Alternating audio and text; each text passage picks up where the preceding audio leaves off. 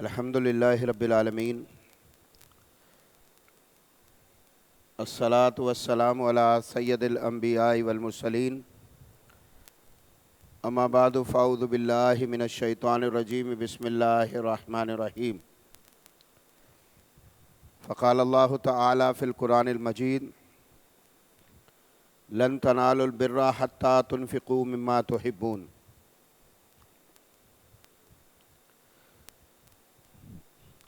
رمضان المبارک کا مہینہ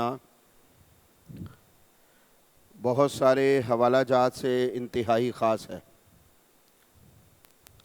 آپ دیکھ رہے ہوتے ہیں کہ اس میں وہ لوگ کہ جو بالعموم اللہ کے گھروں سے مساجد سے دور ہوتے ہیں، ان کی مساجد کی جانب رغبت جو ہے اس میں اضافہ ہو جاتا ہے۔ آپ دیکھ رہے ہوتے ہیں کہ اللہ کی کتاب یعنی قرآن مجید، اس سے جو لوگ دور ہوتے ہیں وہ اس سے قربت اختیار کر لیتے ہیں۔ یعنی اگر آپ جائزہ لیں تو آپ کو اکثر لوگ ایسے ملیں گے کہ جو پورے سال میں ایک قرآن بھی مکمل نہیں کرتے، پورے سال میں۔ یعنی شوال سے لے کر اگر شعبان تک آپ دیکھیں گے تو مکمل پورے سال میں ایک قرآن مجید ختم نہیں ہوتا۔ گو کہ صورتحال اس طرح سے بدلی ہے اور یہ قرآن پڑھنا کچھ آسان ہو گیا ہے کہ پہلے یہ ہوتا تھا کہ قرآن پاک کتابی شکل میں لازمی طور پر آپ کے پاس ہونا چاہیے، اور کتابی شکل میں قرآن ہوگا تو پھر آپ اس کا مطالعہ کریں گے۔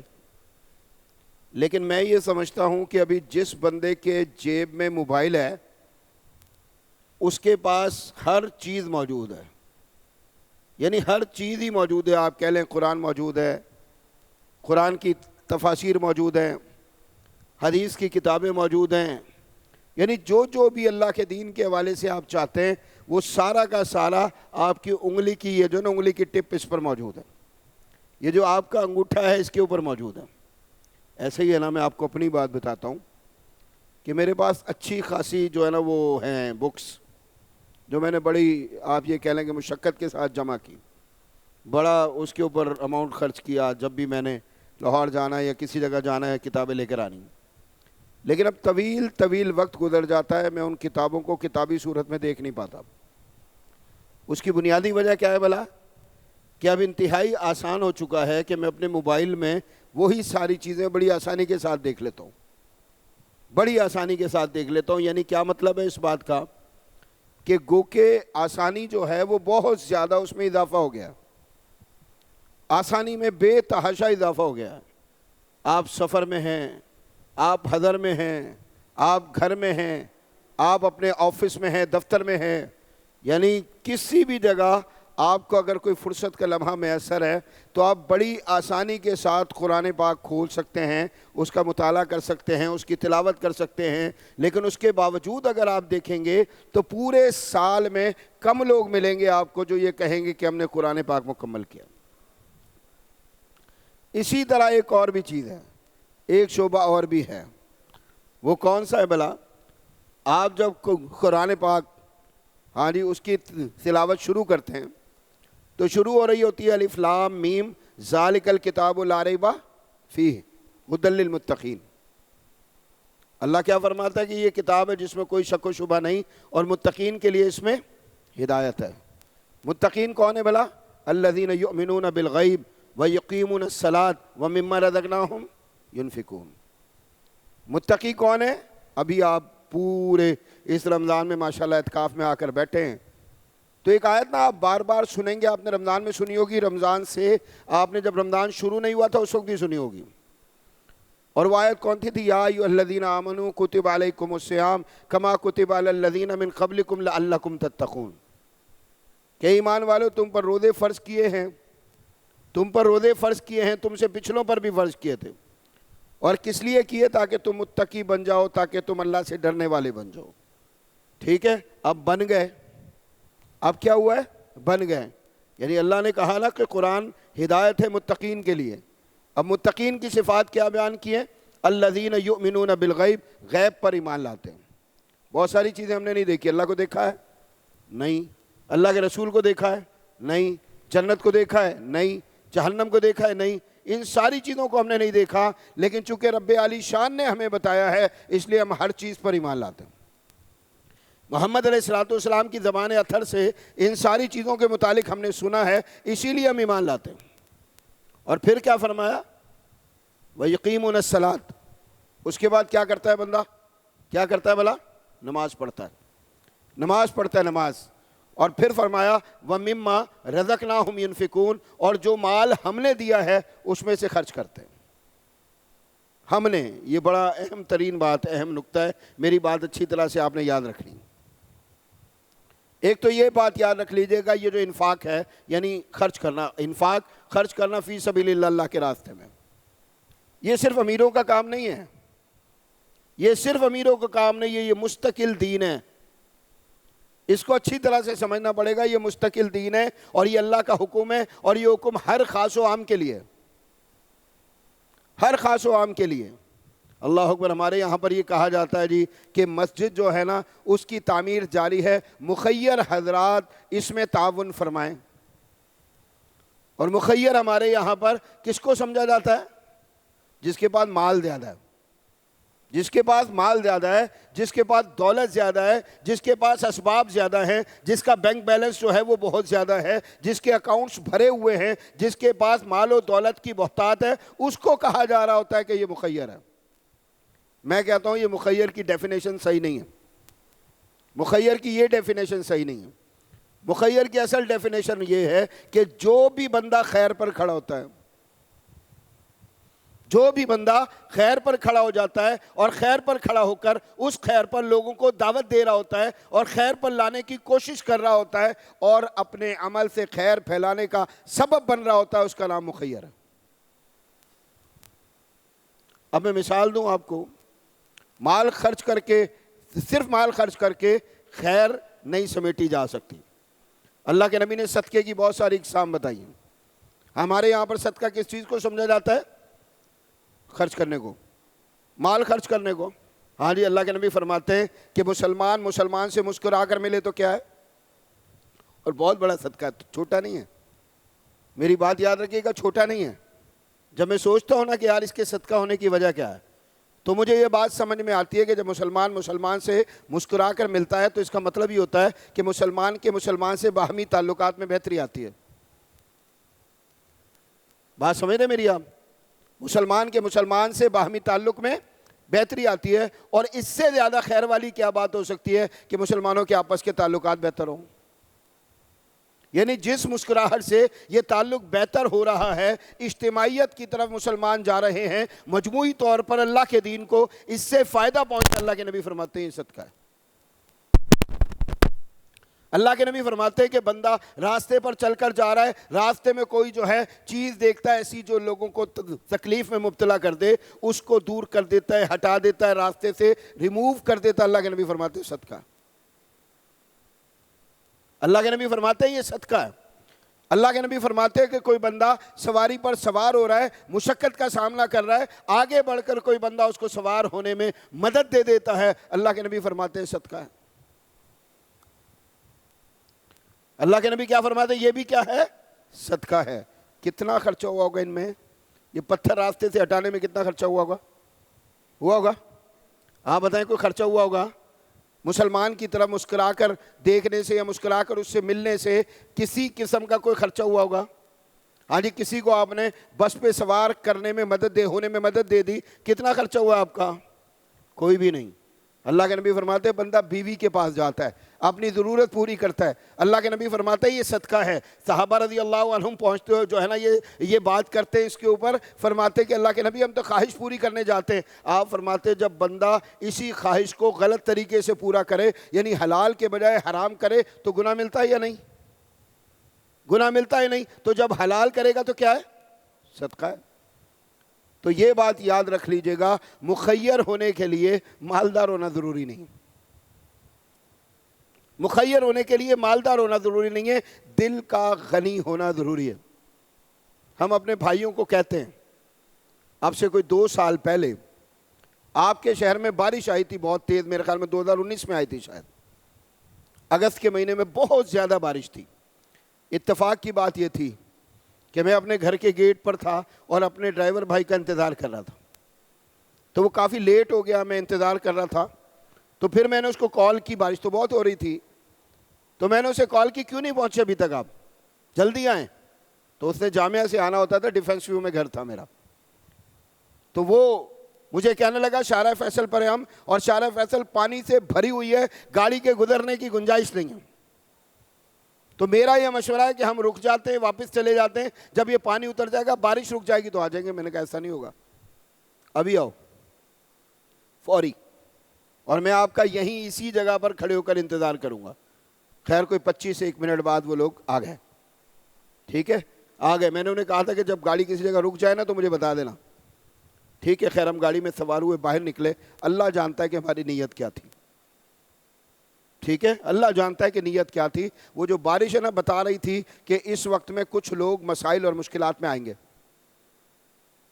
ٹھیک ہے، اور ایسا ہی ہوا. میں نکلا باہر، نکل کر جب دیکھنا شروع کیا تو پھر ہماری جماعت کا، ہمارے جو مسئولین بھائی ہیں ان کا ایک واٹس ایپ گروپ ہے، اس میں ایک وائس میسج کیا میں نے، اور وہ وائس میسج یہ تھا کہ ہمارا کوئی بھی ذمہ دار بھائی اپنے گھر پر نہیں رکے گا، آپ لوگ فوری طور پر باہر نکلیں.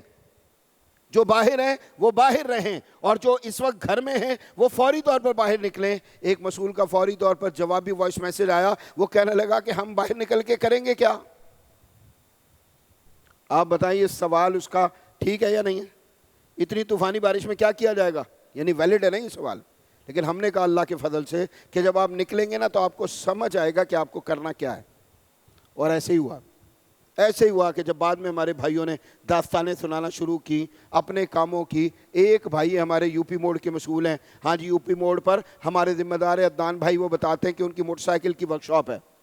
وہ کہتے ہیں کہ میں نے جو ہے نا اپنے اوزار ساتھ لیے، ایک مکینک ساتھ لیا، آ کر چوراہے پر کھڑے ہو گئے. وہاں پر پانی بہت تھا، موٹر سائیکلیں بند ہو رہی تھی. کسی پر بوڑھا بابا ہے، کسی پر کوئی اماں جان ہے، کسی پر کوئی ہماری بہن بیٹی ہے. اللہ اکبر. کہتے موٹر سائیکل بند ہونے کی وجہ سے لوگ بہت زیادہ پریشانی میں تھے. کہتے 250 سے زیادہ موٹر سائیکلیں اسٹارٹ کی ہم نے وہاں پر.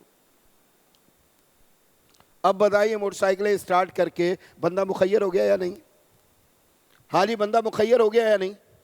ہاں جی. ہمارے یہ جو ہیماڑی کے بھائی ہیں مسئول، اس وقت ضلع کے مسئول ہوتے تھے ہمارے، تو انہوں نے ایک واقعہ سنایا. وہ کہتے میں شیر شاہ سگنل پر تھا، عبدالرحیم نام ہے ان کا. وہ کہہ لگے آپ کی طرف سے حکم آ گیا، ہم باہر نکل پڑے. ہم نکلے اور نکل کر جا کر کھڑے ہو گئے. کہتے یہ شیر شاہ سگنل پر پانی دریا کی طرح بہہ رہا تھا، یعنی سڑک پر پانی اتنی تیزی کے ساتھ رواں تھا کہ کسی کے لیے بھی سڑک کو عبور کرنا انتہائی مشکل کام تھا. کہتے میں کھڑا سوچتا رہا میں کیا کروں. پھر میرے ذہن میں ایک جو ہے وہ بات آئی، اور میں نے کسی سے پوچھا کہ آپ کے پاس رسی ہے؟ اس نے کہا ہاں رسی موجود ہے. تو کہا یہ رسی آپ مجھے دے دیں گے؟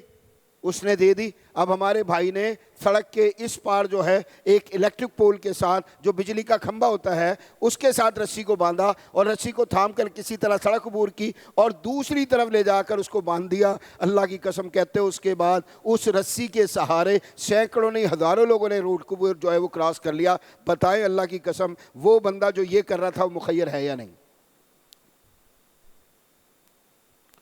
میں نے اپنے ملیر کے بھائی سے رابطہ کیا. ملیر کے بھائی سے مجھے لگ رہا تھا کہ یہ جو ہے نا آپ کی ملیر ندی، اس میں پانی بہت ہے اور یہ آگے جا کر یقینی طور پر مسائل کا سبب بنے گا.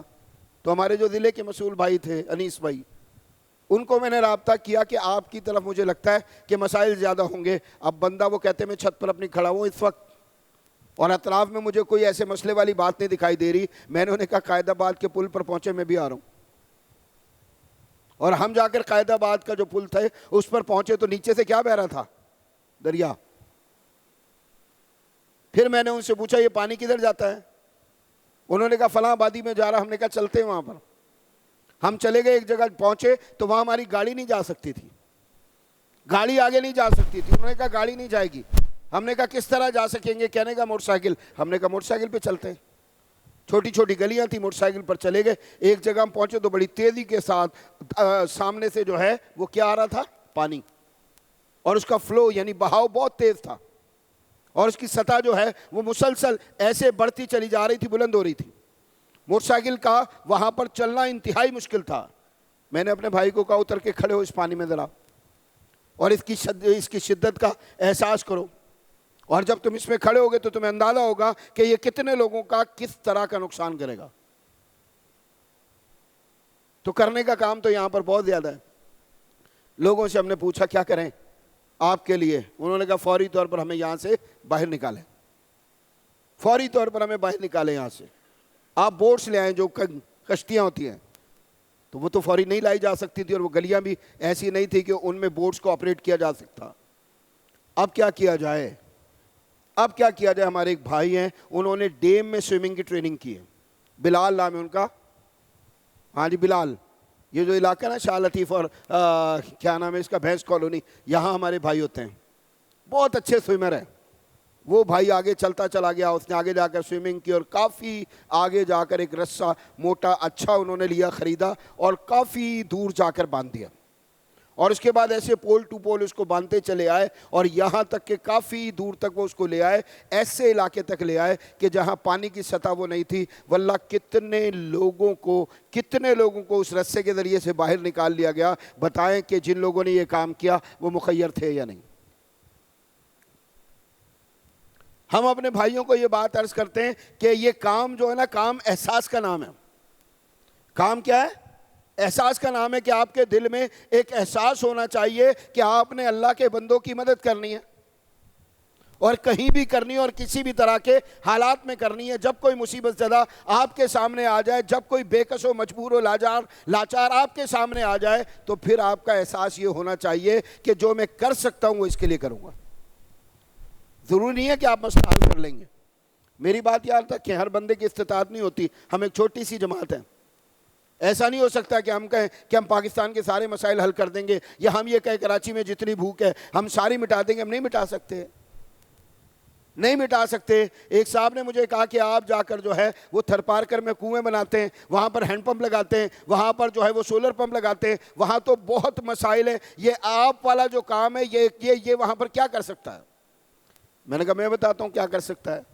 مسائل اگر 100% ہیں تو ہمارے کام کے بعد 95% ہو جائیں گے, 95%. یعنی ہم مسائل کا جو گراف ہے نا اس کو تھوڑا سا نیچے لے آئیں گے, اور یہی ہمارے کرنے کا کام ہے, اور یہی ہم سے اللہ پوچھے گا. اللہ اکبر. مخیر سمجھ لیں, مخیر. میں آپ کو عرض کرنا چاہتا ہوں کہ مخیر سمجھ لیں کہ مخیر کون ہے؟ جو خیر پھیلاتا ہے چاروں طرف خیر پھیلاتا ہے. اس کے لیے روپوں کی ضرورت نہیں ہے, مال کی ضرورت نہیں ہے, دولت کی ضرورت نہیں ہے.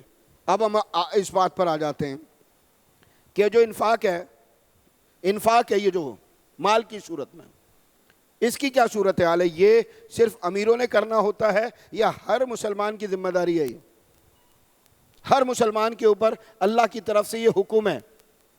یہاں پر نا ابتدا میں کسی اور طرف سے کرنا چاہتا ہوں.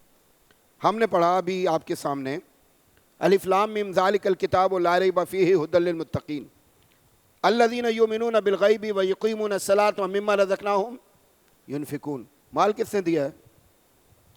اس کا فیصلہ کریں سب سے پہلے کہ میرے پاس جو مال ہے وہ کس کا ہے. ٹھیک ہے, یہ جو مال ہے نا, مال یہ بنیادی طور پر کس کا, جب تک اس کا فیصلہ نہیں کریں گے آپ کبھی بھی درست طریقے سے اس مال کو نہ خرچ کر سکتے ہیں نہ استعمال کر سکتے ہیں. یہ بات اچھی طرح سے یاد رکھیں. اللہ کہتا ہے اس مال میں سے خرچ کرو جو ہم نے تمہیں دیا ہے. یہ سارا کا سارا مال, میں کہہ دیتا ہوں کہ زکوٰۃ اللہ کا حق تھا, میں نے نکال دی, باقی سارا مال میرا ہے. اللہ کی قسم کچھ بھی میرا نہیں ہے. حقیقت میں سب کس کا ہے؟ حقیقت میں سب کس کا ہے؟ بھائی میرے اندر ایسی کون سی خوبی ہے کہ اللہ نے مجھے دے دیا اور بہت سارے لوگوں کو نہیں دیا؟ اس سے زیادہ ویل ایجوکیٹڈ لوگ دنیا میں نہیں پائے جاتے ہیں. میں ایک صاحب کے پاس ملنے کے لیے گیا, ان کی فیکٹری میں ان کی ملنے کے لیے گیا, تو وہاں پر جو ہے نا بڑا ان کا اچھا سجا ہوا آفس تھا, اے سی بھی لگا ہوا تھا اس میں. تو ہم جا کر ان کے آفس میں بیٹھے, اور باہر جو ان کی فیکٹری تھی باہر, وہاں پر یقینی طور پر آپ جانتے کہ مشینیں تھی, مزدور تھے, گرمی تھی, مزدور اس گرمی میں بھی کام کر رہے تھے. تو میں نے ان بھائی کو, ہمارے ہی بھائی ہیں, میں نے انہیں کہا یار میں آپ سے ایک بات عرض کرنا چاہتا ہوں. انہوں نے کہا کیجئے. میں نے کہا دیکھیں یہ جو اس کرسی پر آپ بیٹھے ہیں نا، یہ اپنی صلاحیت، اہلیت اور وہ جو ہوتی ہے نا محنت، اس کی وجہ سے نہیں بیٹھے، یہ اللہ نے بٹھایا آپ کو یہاں لا کے۔ یہ تقسیم کس کی ہے؟ اللہ کی ہے۔ یقین کریں یہ ماننا پڑے گا کہ یہ تقسیم کس کی ہے؟ اللہ کی ہے۔ ٹھیک ہے؟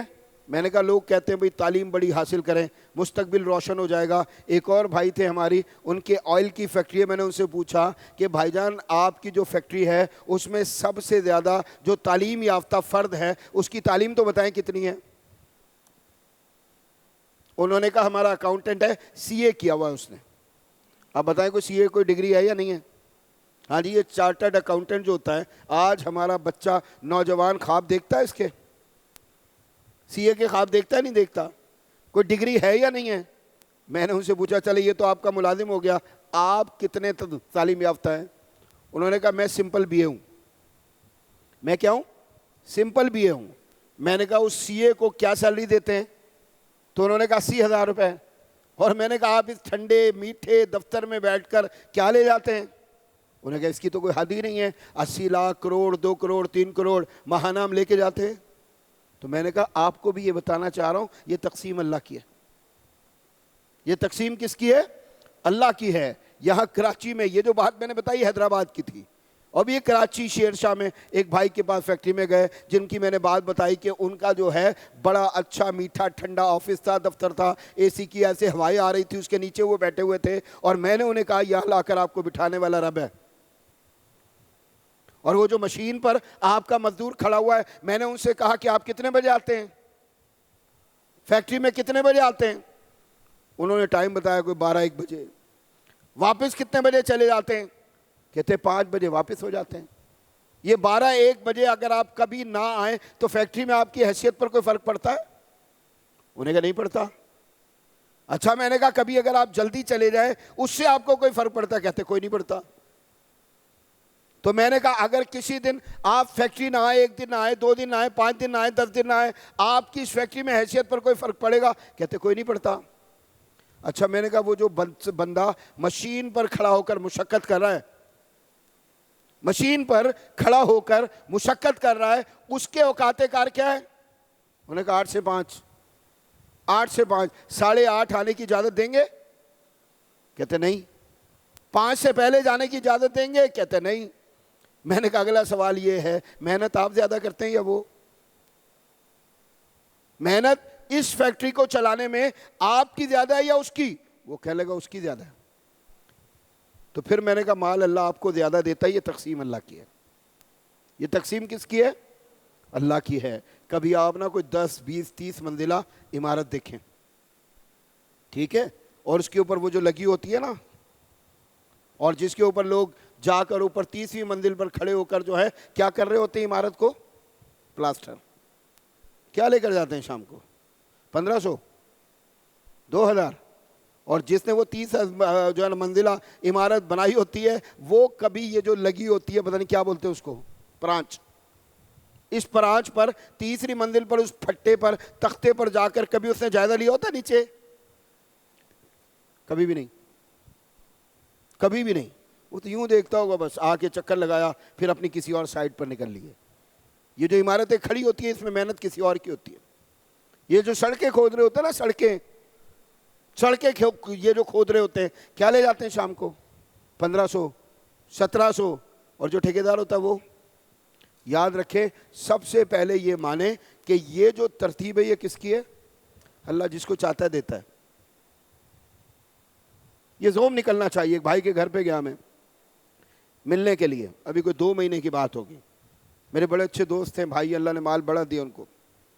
میں ان کے گھر پہ گیا، ڈرائنگ روم میں انہوں نے مجھے بٹھایا، اور بٹھانے کے بعد اپنے 2 بیٹے بلا لیے، اور 2 بیٹے بلانے کے بعد انہوں نے مجھے کہا کہ ان کو کوئی بات کیجئے، ان کو کوئی بات کیجئے۔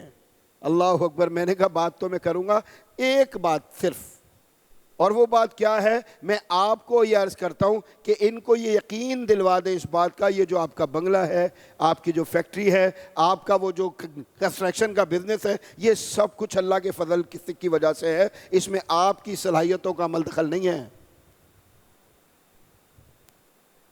بہت پڑھے لکھے لوگ ہم نے سڑکوں پر جوتے چٹکھاتے ہوئے دیکھیں، بہت محنت کرنے والے، بڑی مشقت کرنے والے لوگ اللہ کی قسم گھر پہ ہم نے شام میں خالی ہاتھ جاتے ہوئے دیکھے۔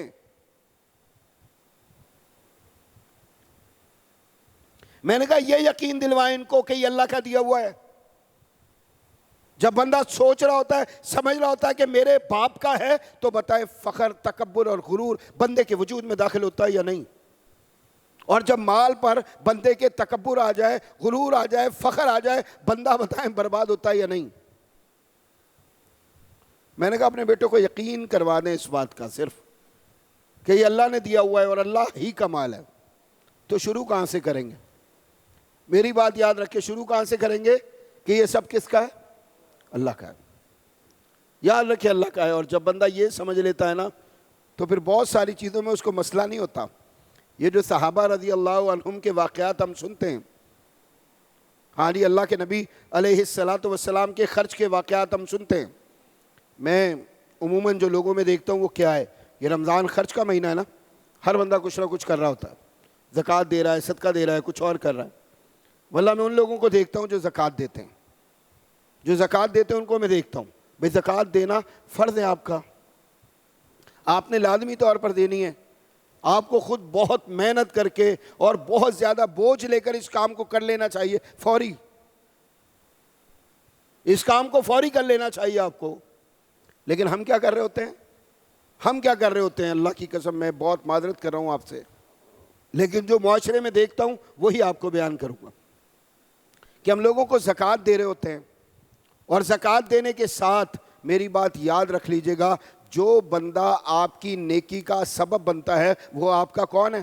محسن۔ وہ کون ہے آپ کا؟ کون ہے آپ کا؟ محسن۔ جب اس طرح سوچیں گے نا انشاءاللہ آپ کے انداز بدل جائیں گے اور نیکی آپ کو مدد دے گی۔ یہ جو حقارت ہوتی ہے نا، حقارت، کوئی بندہ آ گیا ایک مرتبہ، دو مرتبہ، او بھائی سیٹھ صاحب ہیں، ابھی آرام کر رہے ہیں، ابھی جی وہ تھوڑا سا کسی سے بات کر رہے ہیں، ابھی فون پر گیم کھیل رہے ہیں، وہ کہتے ہیں صبح آنا، شام آنا، دوپہر آنا، رات آنا، پھر آنا۔ بتائیں ایسا ہوتا ہے یا نہیں؟ بتائیں ایسا ہوتا ہے یا نہیں؟ اسی بیچ اگر کوئی بزنس ڈیل آ جائے تو یہ سارے کام اٹھا کر ایک طرف کر دیے جاتے ہیں یا نہیں؟ اللہ کی قسم اگر یہ سمجھا جائے نا کہ یہ وہ ڈیل ہے کہ جس میں سوائے خیر کے میرے لیے کچھ بھی نہیں ہے، تو اگر بندہ عزت نفس سے مسلمانوں کی کھیلنا شروع کر دے اور مسلمانوں کو حقارت کی نگاہ سے دیکھنا شروع کر دے، اللہ کے نبی علیہ الصلوۃ نے سخت ترین وعید بیان کی اس پر کہ کسی مسلمان کو حقیر سمجھا جائے۔ مسلمان کو، مسلمان کی یہ جو عزت ہے نا، اس کا کیا اللہ کے نبی علیہ الصلوۃ نے مقام بتایا؟ بیت اللہ کی حرمت سے زیادہ ہے مسلمان کی عزت۔ ہمارے نا شیخ ابو معاذ حنیف صاحب، آپ ان کا خطاب سن چکے ہوں گے یا سن لیں گے، وہ ایک حدیث سنا رہے تھے اور بڑی شاندار انداز میں انہوں نے حدیث سنائی۔ وہ کہنے لگے کہ یہ جو تین لوگ آپس میں بیٹھے ہوتے ہیں اور ان تین میں سے دو کو اللہ کے رسول صلی اللہ علیہ وسلم نے باہم آپس میں سرگوشی کرنے سے منع کیا، کیا وجہ اس کی؟ کیا وجہ اس کی؟ ہاں جی، آپ کا تعلق کیسا بھی ہے ان لوگوں سے، لیکن آپ کو یہ محسوس ہو رہا ہوتا ہے یہ میرے اوپر اعتماد نہیں کرتے، ایسا ہے یا نہیں ہے؟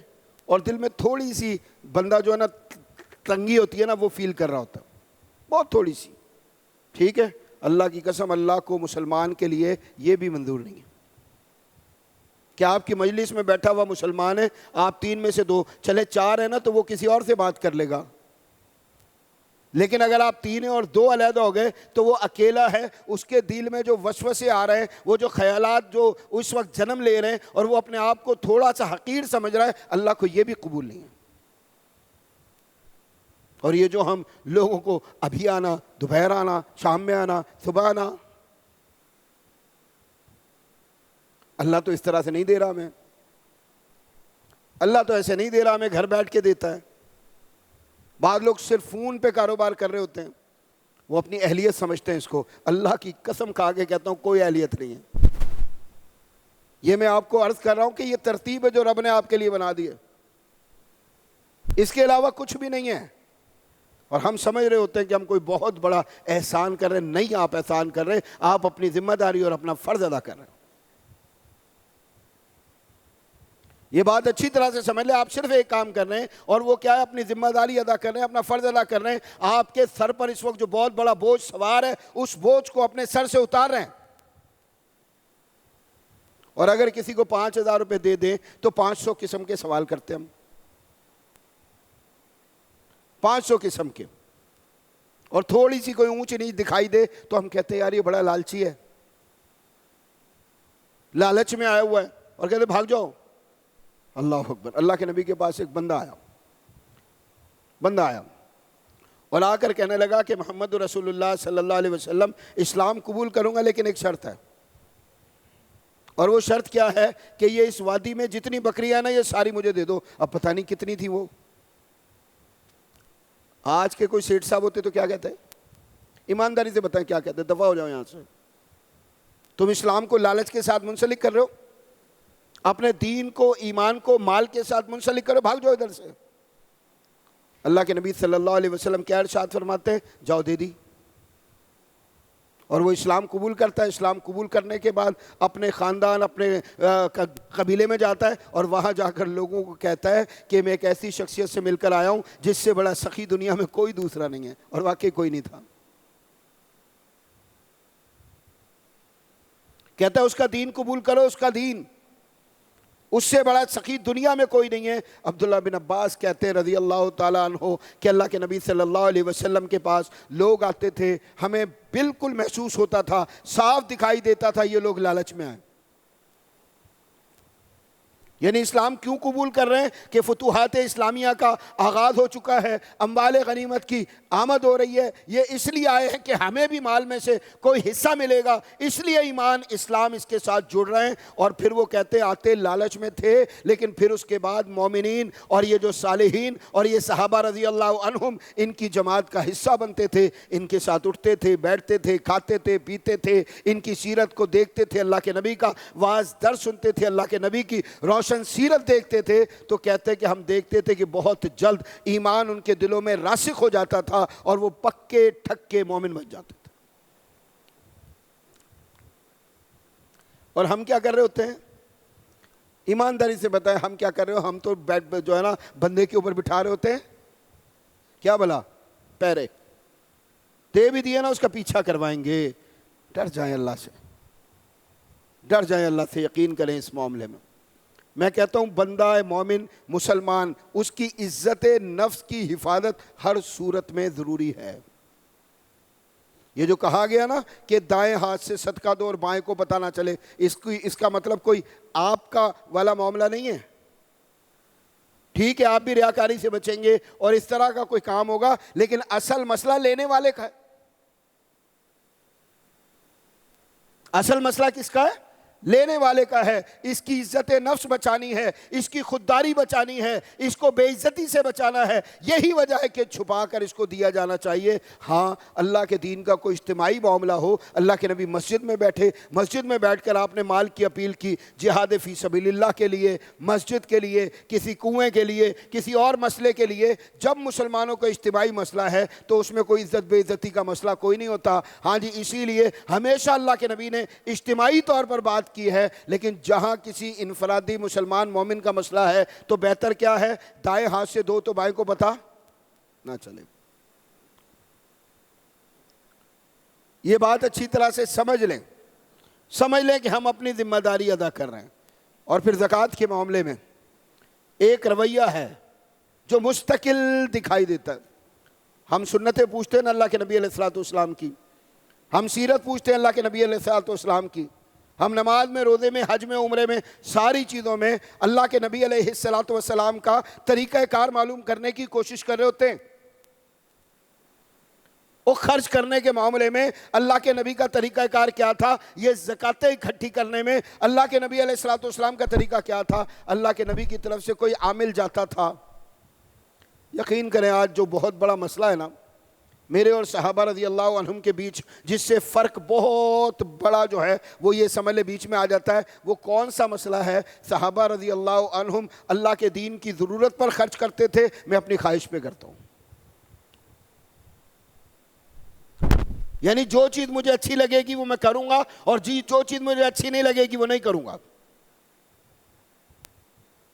یہ بات یاد رکھیں، جو چیز اچھی لگے گی وہ کروں گا، اور جو اچھی نہیں لگے گی وہ میں کبھی بھی نہیں کروں گا۔ میں کبھی جاننے کی کوشش کرتا ہوں کہ اللہ کے دین کی سب سے بڑی ضرورت کیا ہے، اور جو ضرورت ہے اس ضرورت میں حصے دار بن کر اس ضرورت کو پورا کرنے کا سبب بن جاؤں، یہ کر رہا ہوتا ہوں۔ یہ اللہ کی قسم اپنی چاہتوں اور اپنی خواہشات کا اسیر ہو کر جو اچھا لگے گا وہ کروں گا، اور جو نہیں لگے گا وہ کبھی بھی نہیں کروں گا۔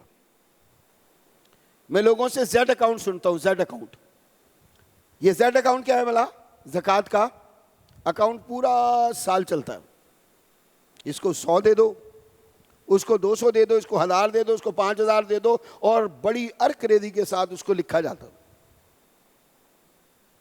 ساری چیزیں اس میں لکھی جاتی ہے۔ اللہ کے نبی کے دور میں عامل آتا تھا، بیٹھ کر حساب کرتا تھا، اور حساب کرنے کے بعد زکوٰۃ مال سے علیحدہ کی جاتی تھی، اور علیحدہ کرنے کے بعد اللہ کے رسول علیہ الصلوۃ والسلام کے حوالے کر دی جاتی تھی۔ یہ طریقہ کار تھا نا۔ اس کے بعد سب سے بڑا فائدہ بندے کو کیا ہوتا تھا؟ زکوٰۃ دے دی ہے، اب اصل مال ہے، اس اصل مال میں سے سارا سال صدقہ کرنے کا موقع میسر آئے گا، جو زیڈ اکاؤنٹ والوں کو کبھی نہیں آتا۔ پورا سال چلا رہے ہوتے ہیں اور پھر مسئلے حل ہو پاتے ہیں۔ یہ جو زکوٰۃ کو توڑ توڑ کر دیا جاتا ہے، اس سے مسئلے حل ہوتے ہیں۔ ہاں جی، اس سے کوئی آپ یہ کہہ لیں کہ کوئی جو ہے عارضی سی ضرورت تو پوری ہو سکتی ہے، لیکن اللہ کے دین کی جو ضروریات مستقل ہیں وہ کبھی بھی حل نہیں ہو سکتی۔ کیا رویہ ہمارا آج، کیا رویہ ہمارا آج؟ میں دیکھتا ہوں کوئی بھی ہاؤسنگ سوسائٹی قائم کی جاتی ہے، ہاں جی، اس میں 500 پلاٹس ہیں، 500 گز کے، ٹھیک ہے، اور اس میں فوری طور پر لوگ وہ پلاٹ خریدتے ہیں اور ایسے بنگلے اگنا شروع ہو جاتے ہیں۔ ایک آدمی پلاٹ اس نے خریدا ہوتا ہے اور وہ بیسمنٹ بنا رہا ہے، گراؤنڈ بنا رہا ہے، فرسٹ بنا رہا ہے، سیکنڈ بنا رہا ہے، سجا رہا ہے، سنوار رہا ہے۔ اللہ کی قسم، یہ جو واش روم ہوتا ہے نا، جہاں جا کر بندے نے حرام نہیں کرنا ہوتا، جہاں داخل ہوتے ہوئے آپ نے پڑھنا ہوتا ہے اللہم انی اعوذ بک من الخبث والخبائث۔ اس کا کیا مقصد ہے؟ وہ خبائث کا گھر ہے جہاں پر آپ داخل ہو رہے ہیں۔ آج لاکھوں لاکھوں سے آگے لوگ اس پر خرچ کرتے ہیں، WC پر، ہاں جی، کموڈ پر، واش روم کے نل اور ٹوٹیوں پر۔ اللہ اکبر، یہ ان ساری چیزوں پر کتنا خرچ کیا جا رہا ہوتا ہے۔ واش روم میں اسپین کی ٹائل لگائی ہے، فلاں جگہ فلاں سے یوں کیا ہے، یہ نل اتنے کا ہے، یہ اتنے کا ہے، یہ اتنے کا ہے۔ کتنے آپ کے واش روم پر پیسے خرچ ہو گئے؟ تو بندہ کہتا ہے جی 30-35 لاکھ روپے لگ گئے۔ آواران میں زلزلہ آیا ہوا تھا، آواران بلوچستان۔ اتفاق کی بات ہے کہ میں انہی دنوں میں واپس آیا تھا جب وہاں پر گاؤں کے گاؤں تھے جو ختم ہو گئے۔ آج بھی ہمارے بھائی میہڑ آگ والی بات آپ نے سنی ہے؟ آتش صدقی والی گاؤں چل گیا، ہاں جی، گاؤں چل گیا۔ آج ہمارے بھائی اللہ کے فضل سے وہاں پر پہنچے تھے، جو کچھ ہم سے ہو سکا وہ دے کر مردانہ زنانہ سوٹ، برتن ہمیں پتہ چلا وہاں پر ختم ہو گئے، ہر گھر کے لیے گندم، راشن، فلاں، یہ سب کچھ دے کر آج ہم نے اپنے بھائیوں کو وہاں پر روانہ کیا۔ تو ہم جو ہے آواران پہنچے، زلزلہ آیا تھا، بہت دور دراز علاقہ ہے، بہت دور دراز، اور کوئی زندگی کی سہولت وہاں پر میسر نہیں ہے۔ سڑک نہیں ہے، ہسپتال نہیں ہے، بجلی نہیں ہے، گیس نہیں ہے، ہاسپٹل نہیں ہے، اسکول نہیں ہے، مزید کیا ہو اور ایسی چیز بتاؤں جو نہیں ہو؟ کچھ بھی نہیں ہے ان میں سے۔ جماعت نے فیصلہ کیا کہ یہ جو گاؤں حالی زلزلے کی وجہ سے متاثر ہوئے ہیں، ان کے گھروں کو دوبارہ سے بنائیں گے۔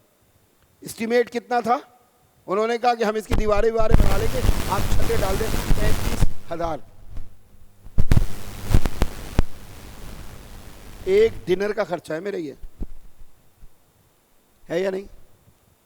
دوستوں کے ساتھ، فیملی کے ساتھ جو ڈنر کیا جاتا ہے اس کا خرچہ ہے یا نہیں؟ اللہ کی قسم، دوسرا تیسرا دن تھا، میں ایک بھائی کے گھر پر چلا گیا، انہوں نے نیا گھر بنایا تھا، تو مجھے بتانے لگے سیڑھی خوبصورت سی ایسے گلائی میں گھومتی ہوئی ان کے فرسٹ فلور کی طرف جا رہی تھی، اور وہ سیڑھیوں پر وہ جو اسٹیل کی انہوں نے وہ کیا ہوتی ہے بھلا، ریلنگ، اور ریلنگ پر انہوں نے جو ہے وہ جو ایک چیز ہوتی ہے اس کا پٹا تھا، اس کے اوپر وہ جو اس کے اوپر ایسے گھوم کے اوپر جا رہا تھا، تو انہوں نے بتایا یہ کئی لاکھ روپے کا ہے۔ اللہ اکبر، میں نے کہا مجھے تو آپ کے گھر میں کھڑے ہو کر ڈر لگ رہا ہے، ڈر لگ رہا ہے کہ آج لوگ جو ہے 35,000 روپے نہ ہونے کی وجہ سے چھت سے محروم ہیں، اور آپ اس کے اوپر یہ جو